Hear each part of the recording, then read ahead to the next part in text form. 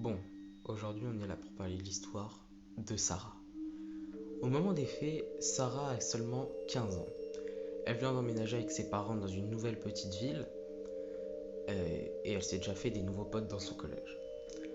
Bref, sa nouvelle meilleure amie du coup, qu'on va appeler Clara, lui propose un samedi soir d'aller dormir chez elle.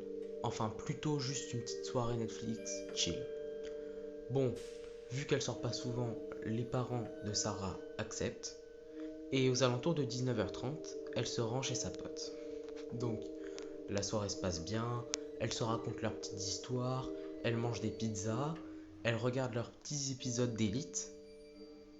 Et aux alentours de 23h50, Sarah dit à sa pote qu'elle est crevée et qu'elle va rentrer chez elle. Donc voilà, Clara elle lui dit ok vas-y pas de soucis et tout à lundi. Et Sarah sort, voilà sans plus. Il fait sombre, il y a quelques lampadaires qui sont encore allumés. Et Sarah, elle est vraiment fatiguée. Et elle décide de prendre un petit raccourci pour rentrer chez elle, vu qu'il n'y a plus de bus.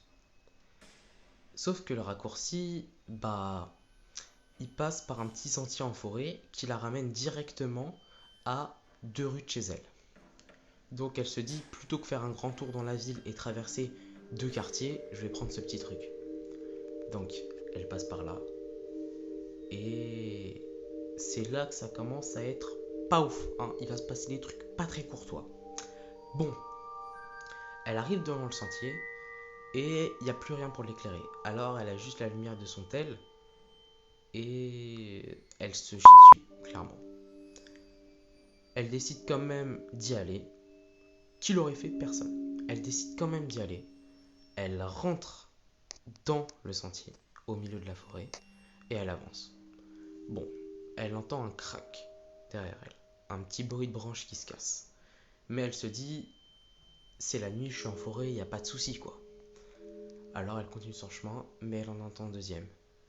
Alors elle a peur, elle allume le flash de son téléphone, elle le tourne derrière elle, et là elle voit ce que j'appellerais un clown.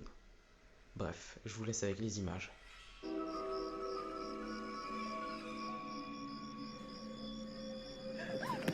Bon, ça c'est des images qu'elle a snap pour envoyer à ses potes. Tu t'en doutes bien, l'homme, ou du moins la créature qui était là, en quelques secondes a rattrapé Sarah et elle n'a plus jamais montré aucun signe de vie.